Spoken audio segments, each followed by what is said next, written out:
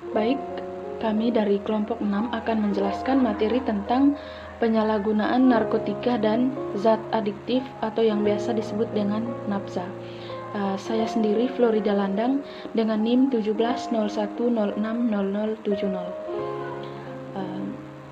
Sebelum kita masuk pada penyalahgunaan nafsa, terlebih dahulu kita harus mengetahui definisi dari nafsa itu sendiri.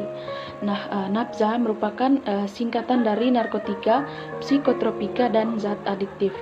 Yang mana nafsa itu sendiri merupakan obat atau bahan atau zat yang apabila masuk ke dalam tubuh maka akan mempengaruhi tubuh, terutama otak atau sistem saraf pusat. Seseorang yang mengonsumsi nafsa akan menyebabkan gangguan kesehatan fisik, psikis maupun fungsi sosial karena adanya timbul kebiasaan, ketagihan serta ketergantungan terhadap nafsa itu sendiri. Nafsa biasa disebut dengan zat psikoaktif, yaitu zat yang bekerja pada otak yang mana akan menimbulkan perubahan perilaku, perasaan maupun pikiran. Dalam masyarakat nafsa lebih populer disebut dengan narkoba. Kemudian yang berikut penyalahgunaan dari nafsa atau narkoba. Penyalahan narkoba atau nafsa adalah suatu pola perilaku di mana seseorang menggunakan obat-obatan golongan narkotika, psikotropika, dan zat adiktif yang tidak sesuai dengan fungsinya. Masalah penyalahgunaan nafsa ini adalah masalah yang sangat kompleks, di mana perlu dilakukan upaya penanggulangan secara baik oleh pihak-pihak terkait. Sebagian besar nafsa masih bermanfaat bagi pengobatan, tetapi apabila nafsa ini disalahgunakan atau digunakan tidak menurut indikasi medis atau standar pengobatan, maka sangat merugikan bagi individu maupun masyarakat luas, khususnya bagi generasi muda. Penyalahgunaan nafsa ini masyarakat harus waspada terhadap bahaya dan pengaruhnya terhadap ancaman kelangsungan pembinaan generasi muda. Penyalahgunaan nafsa ini bagi sektor kesehatan, mereka harus berperan penting dalam upaya penanggulangan penyalahgunaan nafsa melalui berbagai upaya yang mereka lakukan. Yang berikut penyebab penyalahgunaan nafsa. Penyalahgunaan narkoba atau nafsa umumnya terjadi karena adanya rasa ingin tahu yang tinggi yang kemudian menjadi kebiasaan. Seseorang apabila melihat suatu yang baru, misalnya narkoba, maka orang tersebut cenderung untuk mencoba atau memiliki rasa ingin tahu yang tinggi, sehingga ia mencoba untuk mengonsumsi narkoba tersebut yang lama-kelamaan akan menjadi kebiasaan. Di sisi lain, kondisi ini juga dapat dialami oleh penderita gangguan mental. Adapun faktor lain yang dapat meningkatkan risiko seseorang melakukan penyalahgunaan nafsa, yaitu memiliki teman yang seorang pecandu nafsa. Apabila seseorang yang memiliki teman yang pecandu nafsa, tentunya dia akan memicu untuk dia juga harus mengonsumsi nafsa tersebut. Yang berikut karena adanya permasalahan ekonomi. permasalahan ekonomi juga akan memicu seseorang untuk dia mengonsumsi nafza. Yang berikut, karena adanya kekerasan fisik atau orang pernah mengalami kekerasan fisik, emosi maupun seksual. Nah, yang berikut memiliki masalah hubungan dengan baik pasangan, kerabat maupun keluarga. Nah, seseorang yang memiliki permasalahan dalam dirinya pasti dia akan mengalami stres, sehingga dia harus memilih jalan untuk dia mengonsumsi nafza. Kemudian penyebab penyalahgunaan nafza ini merupakan penyebab yang sangat kompleks akibat interaksi antara faktor terkait individu, faktor lingkungan, dan faktor tersedianya nafza itu sendiri. Nah, yang pertama, faktor individu. Kebanyakan penyalahgunaan nafza dimulai atau terjadi pada masa remaja, yang mana remaja yang sedang mengalami perubahan biologis, psikologis maupun sosial yang pesat, dan remaja sebagai kelompok individu yang rentan menyalahgunakan nafza. Nah, kemudian yang berikut, ciri-ciri anak atau remaja yang beresiko lebih besar untuk menjadi penyalahguna nafza. Yang pertama, cenderung memberontak dan menolak otoritas. Yang kedua, cenderung memiliki gangguan jiwa lain seperti depresi, cemas, dan lain-lain. Yang berikut, perilaku menyimpang dari aturan atau norma yang berlaku. Nah, artinya di sini bahwa seseorang dia tidak mengikuti segala norma atau aturan yang berlaku pada tempat yang ia tinggal. Artinya dia mau melakukan sesuatu hal sesuai apa yang dia inginkan. Kemudian yang berikut, adanya rasa kurang percaya diri, rendah diri, dan punya citra diri yang negatif. Kemudian sifat mudah kecewa, cenderung agresif, mudah murung, pemalu, pendiam, dan mudah merasa bosan dan jenuh. Kemudian yang berikut, keingintahuan yang besar untuk mencoba atau penasaran. Yang berikut, keinginan untuk bersenang-senang. Kemudian keinginan untuk mengikuti mode karena dianggap sebagai lambang keperkasaan dan kehidupan modern. Yang berikut, keinginan untuk diterima dalam pergaulan. Yang berikut, melarikan diri dari sesuatu seperti kebosanan, kegagalan, kekecewaan, dan lain-lain. Yang berikut, putus sekolah. Dan yang terakhir, kurang menghayati iman atau kepercayaannya. Nah, untuk faktor lingkungan keluarga akan dijelaskan oleh teman saya. Sekian dari saya, terima kasih. Baik, untuk faktor lingkungan keluarga yang selanjutnya yaitu ada kurangnya orang yang dapat dijadikan model atau teladan, kemudian orang tua kurang peduli dan tidak tahu dengan masalah nafsa, kemudian yang ketiga, tata tertib atau disiplin keluarga yang selalu berubah atau kurang konsisten, kemudian kurangnya kehidupan beragama atau menjalankan ibadah di dalam lingkungan keluarga itu sendiri, kemudian yang terakhir, orang tua atau anggota keluarga yang menjadi penyalahguna dari nafsa itu sendiri. Nah, untuk faktor yang selanjutnya yaitu ada faktor lingkungan sekolah. Nah, untuk faktor lingkungan sekolah ini ada 4. Yang pertama, sekolah yang kurang disiplin. Kemudian yang kedua, sekolah yang terletak dengan tempat hiburan dan penjual nafsa. Kemudian yang ketiga, sekolah yang kurang memberi kesempatan pada siswa untuk mengembangkan diri secara kreatif dan positif. Nah, untuk yang terakhir ini adanya murid pengguna dari nafsa itu sendiri. Untuk faktor yang selanjutnya yaitu ada faktor lingkungan teman sebaya. Nah, untuk faktor lingkungan teman sebaya ini ada 2. Yang pertama, berteman dengan penyalahgunaan dari nafsa itu sendiri. Kemudian yang terakhir, tekanan atau ancaman teman kelompok atau pengedar dari nafsa itu sendiri. Nah, kemudian untuk faktor yang selanjutnya yaitu ada faktor lingkungan masyarakat sosial.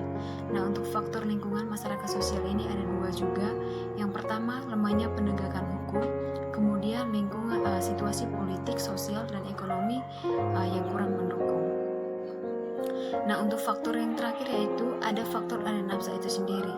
Ada 3, yaitu yang pertama, mudahnya nafsa didapat di mana-mana dengan harga yang terjangkau. Nah, kemudian untuk yang kedua, banyaknya iklan minuman beralkohol dan rokok yang menarik untuk dicoba.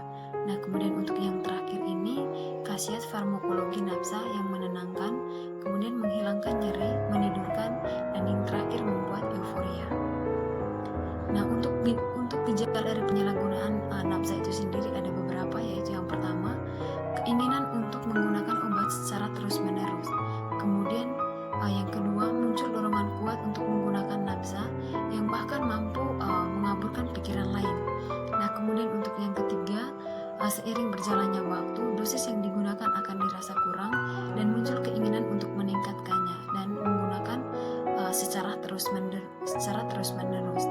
Kemudian untuk yang keempat, yaitu muncul kebiasaan untuk selalu memastikan bahwa nafsa masih tersedia. Nah, untuk yang selanjutnya, melakukan apapun untuk mendapatkan atau memberi nafsa, bahkan hingga menjual barang pribadi. Nah, kemudian untuk yang selanjutnya yaitu tanggung jawab dalam bekerja tidak terpenuhi dan cenderung mengurangi aktivitas sosial.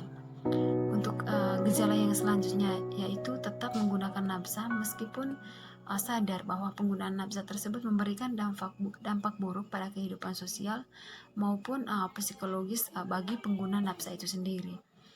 Nah, kemudian yang selanjutnya yaitu selalu gagal saat mencoba untuk berhenti menggunakan nafsa karena sudah sering menggunakan nafsa tersebut, maka sulit sekali untuk berhenti dari penggunaan nafsa itu sendiri. Nah, itu adalah gejala dari penyalahgunaan nafsa itu sendiri. Nah, kemudian ada jenis nafsa yang disalahgunakan. Nah, jenis nafsa ini ada beberapa, yaitu yang pertama narkotika. Nah, narkotika ini dibagi lagi menjadi 3 golongan. Untuk golongan yang pertama yaitu contoh dari narkotika golongan pertama ada heroin atau putau, kokain dan juga ganja. Nah, untuk narkotika golongan 2 itu sendiri ada morfin dan juga petidin. Nah, untuk narkotika golongan 3 ada kodein. Nah, dari narkotika ini ada narkotika yang sering disalahgunakan oleh pengguna narkotika tersebut, yaitu ada opiat. Contohnya yaitu morfin, heroin atau putau, petidin, candu dan lain-lain. Nah, untuk yang kedua yaitu ganja atau kanabis, marihuana dan juga hasbis. Nah, kemudian untuk yang ketiga yaitu kokain, ada serbuk kokain, pasta kokain dan juga daun koka.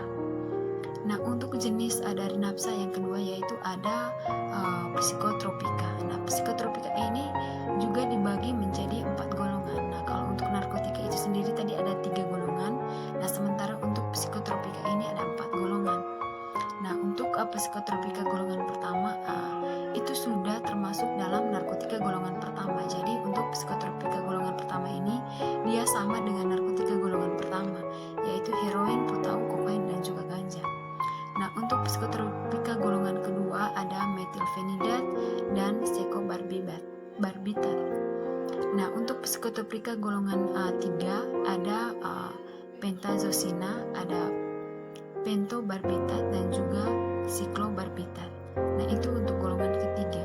Sementara untuk psikotropika golongan keempat ada alprazolam, diazepam dan juga lorazepam.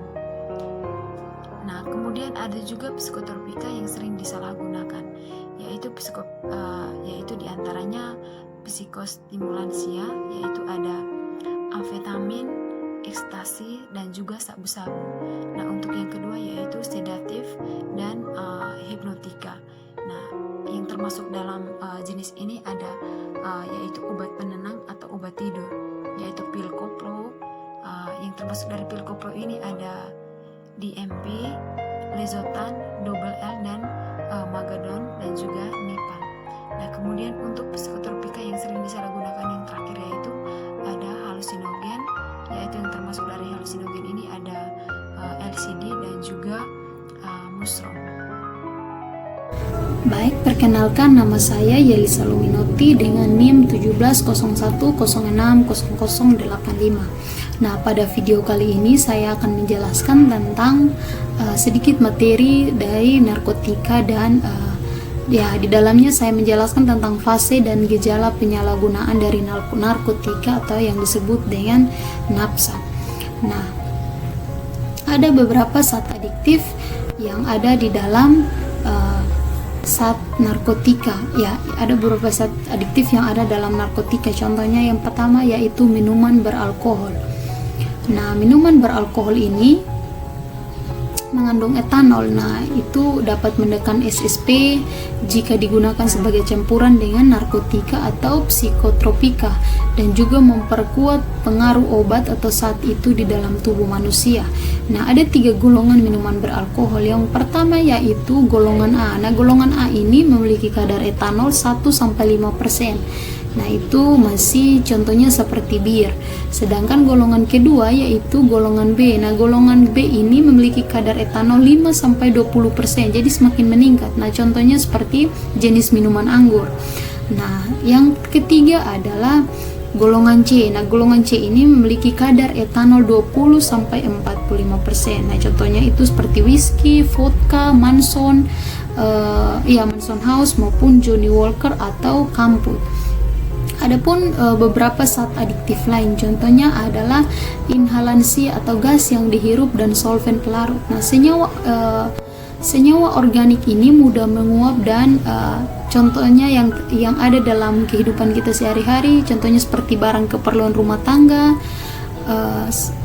di kantor dan pelumas mesin. Nah, senyawa ini yang sering digunakan seperti lem, thinner, penghapus, cat kuku maupun bensin. Nah,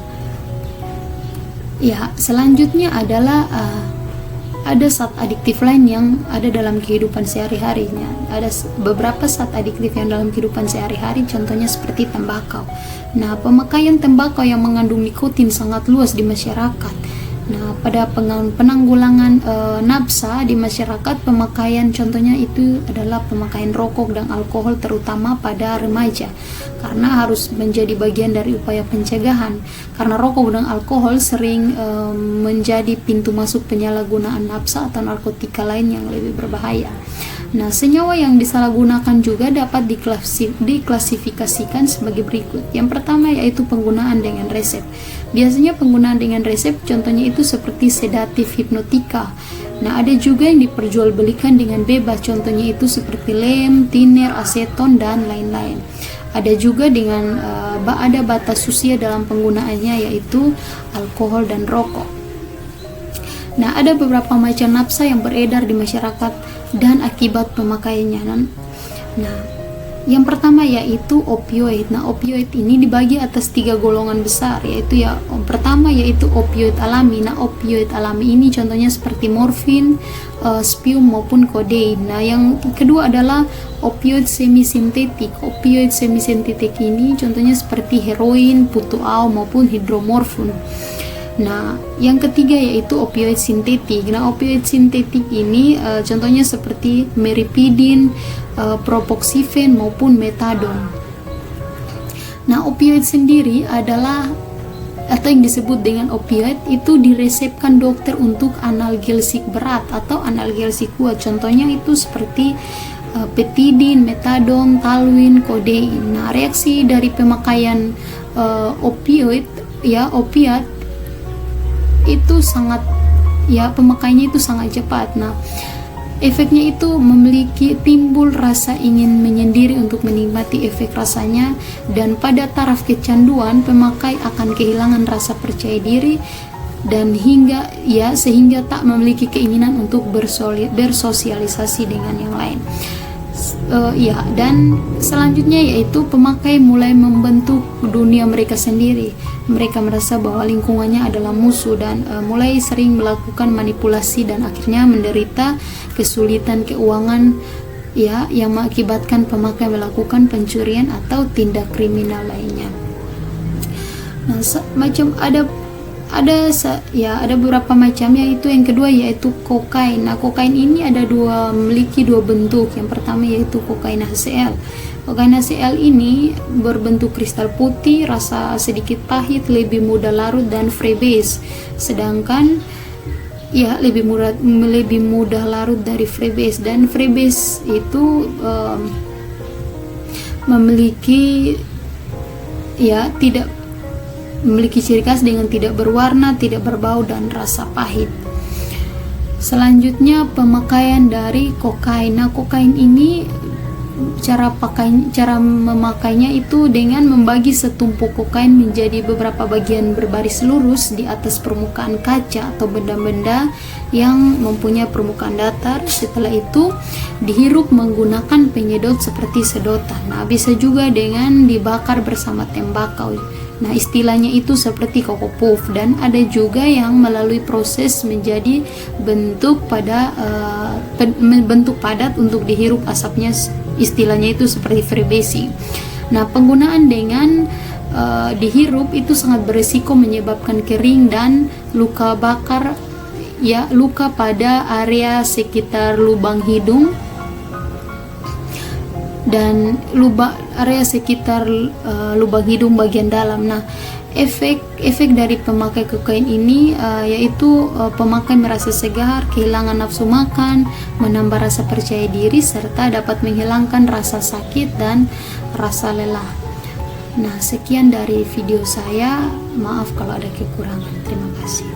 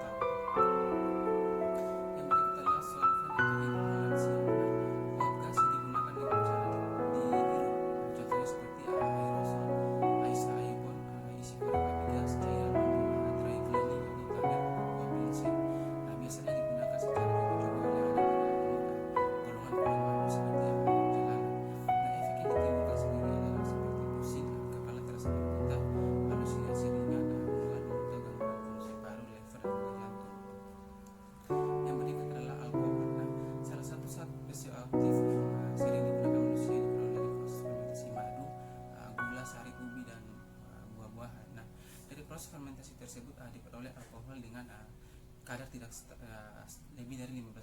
Nah, dari proses penyulingan di pabrik dihasilkan kadar alkohol yang lebih tinggi, bahkan mencapai 100%.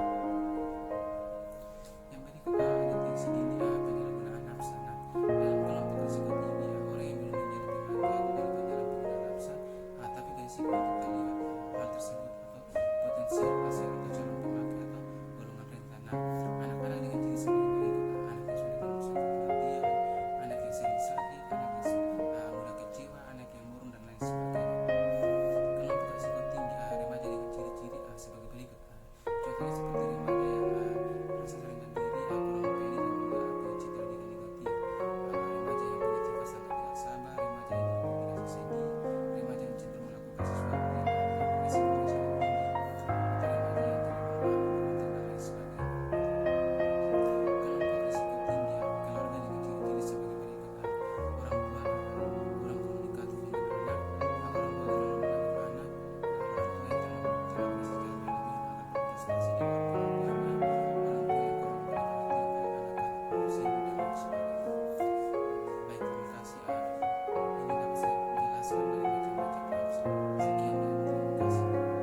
sebagai Baik, saya Raimunus Rehepat. Pada kesempatan kali ini akan menjelaskan materi mengenai jenis-jenis nafsa yang ada di sekitar kita dan juga kelompok-kelompok yang memiliki resiko tinggi terkena atau menjadi pecandu atau pengguna nafsa.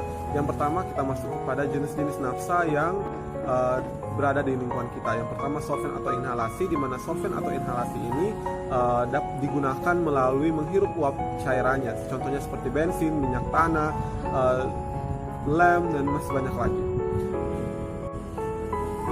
Jenis nafsa berupa solven atau inhalasi ini biasanya sudah ditemui atau sudah dijumpai di lingkungan kita bahkan sejak kita masih kecil, karena dimana rasa keingintahuan kita dan ketika kita menghirupnya itu menciptakan efek kecanduan akibat aroma yang ditimbulkan. Efek yang dapat ditimbulkan dari pengguna nafsa ini adalah seperti kejang-kejang, pusing, halusinasi ringan, dan juga dapat Oke, selanjutnya saya akan menjelaskan mengenai dampak penyalahgunaan narkotika dan bahan adiktif. Yang pertama, dampak negatif. Dampak negatif dari penyalahgunaan narkoba ini memberikan 3 jenis dampak, yaitu yang pertama, dampak secara tidak langsung, yang kedua, dampak secara langsung bagi jasmani atau tubuh manusia, dan yang ketiga, dampak secara langsung bagi kejiwaan atau mental manusia. Oke, poin yang pertama tentang dampak secara tidak langsung. Yang pertama, banyak uang yang akan dikeluarkan untuk pengobatan atau penyembuhan tubuh bagi pecandu yang tubuhnya sudah mengalami kerusakan. Yang kedua, pecandu akan dikucilkan dari kumpulan masyarakat. Hal ini disebabkan karena pecandu akan bersifat antisosial atau bersifat anti kerumunan masyarakat. Yang ketiga, rasa malu bagi keluarga. Rasa ini akan dialami atau akan dirasakan bagi keluarga yang dimana salah satu anggota keluarganya mengonsumsi zat terlarang tersebut. Yang keempat, kesempatan belajar yang berkurang. Hal ini berlaku bagi pecandu yang masih di bawah umur dan sementara menjalankan pendidikannya, di mana pecandu tersebut akan dihentikan atau dikeluarkan dari sekolah tersebut, sehingga hal ini bersifat fatal bagi masa depan dari pecandu tersebut karena cita-citanya tidak tercapai lagi. Yang kelima, kurangnya kepercayaan dari orang lain. Hal ini disebabkan karena pecandu akan lebih gemar melakukan tindakan kriminal, lebih gemar berbohong, dan juga gemar melakukan tindakan kejahatan lainnya. Yang berikut, pecandu akan dimasukkan ke dalam penjara. Tindakan ini dilakukan oleh pemerintah bagi pecandu dengan tujuan untuk mengatasi penyebaran penyalahgunaan narkoba dalam lingkungan masyarakat. Dan yang terakhir, dosa dari pecandu atau dosa akan semakin bertambah. Poin yang kedua, dampak secara langsung bagi tubuh manusia. Penggunaan narkoba sangat berdampak pada kesehatan manusia. Banyak saraf ataupun anggota tubuh yang akan mengalami gangguan atau kerusakan sehingga tidak dapat bekerja dengan normal lagi. Contoh yang pertama, terjadi gangguan pada jantung. Hal ini disebabkan karena narkoba akan meningkatkan hormon katekolamin sehingga akan membuat jantung bekerja lebih cepat lagi. Sehingga ketika jantung bekerja lebih cepat, maka terjadinya peningkatan tekanan darah, sehingga akan mengakibatkan kebutuhan oksigen otot jantung akan semakin bertambah, sehingga pada akhirnya akan terjadi kerusakan atau akan mengakibatkan kematian pada otot jantung sehingga jantung tidak dapat bekerja dengan normal. Yang kedua, terjadi gangguan pada hemofrosik. Yang ketiga, terjadi gangguan pada traktur urinarius. Yang keempat, terjadi gangguan pada otak, tulang, pembuluh darah, dan selain itu masih banyak anggota tubuh yang akan mengalami gangguan jika pecandu terus mengonsumsi narkoba. Selanjutnya, poin yang ketiga yaitu dampak secara langsung bagi kejiwaan atau mental manusia. Yang pertama, pecandu akan mengalami depresi mental. Hal ini disebabkan karena terjadinya gangguan mood atau suasana hati. Hal ini akan terjadi karena pada saat mengonsumsi narkoba akan membuat otak melepaskan zat serotonin secara berlebih. Nah, zat serotonin adalah zat kimia yang berperan dalam mengatur suasana hati. Sehingga jika seseorang mengonsumsi narkoba secara terus-menerus, maka lama-kelamaan ketersediaan zat serotonin ini akan berkurang sehingga akan mengakibatkan depresi. Yang kedua, pecandu akan mengalami gangguan jiwa. Yang ketiga, akan menyebabkan bunuh diri. Dan yang keempat, akan menyebabkan pecandu ingin melakukan tindakan kejahatan, kekerasan, bahkan pengerusakan. Nah, untuk yang kedua, ketiga, dan keempat ini, hal ini akan terjadi apabila ketersediaan narkoba untuk dikonsumsi berkurang, sehingga niatnya untuk mengonsumsi narkoba ini tidak tercapai. Maka pecandu tersebut akan melakukan tindakan kriminal seperti yang telah disebutkan tadi. Selanjutnya yang kedua, dampak positif dari penggunaan narkoba. Tidak semua jenis narkoba jika dikonsumsi memberikan dampak negatif bagi tubuh manusia. Namun, ada beberapa jenis narkoba yang bila dikonsumsi dapat memberikan dampak yang positif bagi tubuh manusia. Jenis-jenis narkoba ini tergolong dalam narkotika golongan 1 yang dimana mengandung zat adiktif yang tinggi. Jenis-jenis narkoba tersebut yaitu opium, kokain, dan ganja. Oke, yang pertama opium. Opium sudah lama digunakan sebagai penghilang rasa sakit. Mengapa opium digunakan untuk menghilangkan rasa sakit? Karena dalam opium terkandung zat morfin yang bekerja secara langsung pada sistem saraf pusat untuk menghilangkan rasa sakit. Yang kedua, kokain. Kokain dikunyah untuk mendapatkan efek stimulan untuk dapat meningkatkan daya tahan dan stamina serta mengurangi rasa lelah. Dan yang ketiga, ganja atau cimeng. Ganja digunakan sebagai bahan baku dalam pembuatan plastik atau minyak. Hal ini disebabkan karena ganja banyak mengandung serat. Selanjutnya penjelasan yang terakhir yaitu mengenai aturan hukum tentang narkotika dan zat adiktif. Di Indonesia sudah terdapat begitu banyak aturan hukum mengenai narkotika dan zat adiktif. Aturan-aturan ini dibuat pemerintah dengan tujuan untuk menyempitkan penyalahgunaan narkoba dalam kalangan masyarakat ataupun memberikan efek jera bagi pengguna narkoba. Yang pertama, dalam Undang-Undang Nomor 35 Tahun 2009 tentang tujuan narkotika. Nah, narkotika memiliki tujuan yang pertama, narkotika digunakan dalam kepentingan pelayanan kesehatan atau pengembangan ilmu pengetahuan dan teknologi. Yang kedua, dasar hukum Undang-Undang Nomor 25 Tahun 2009 tentang narkotika. Yang pertama dalam pasal 5 ayat yang pertama dan pasal 20 Undang-Undang Dasar Negara Republik Indonesia tahun 1945. Dalam pasal 55 Undang-Undang Nomor 35 Tahun 2009 menyatakan bahwa yang pertama, orang tua atau wali dari pecandu yang belum cukup umur wajib melaporkan pada pusat kesehatan masyarakat atau lembaga-lembaga kesehatan sosial untuk mendapatkan pengobatan atau perawatan melalui rehabilitasi medis atau rehabilitasi sosial.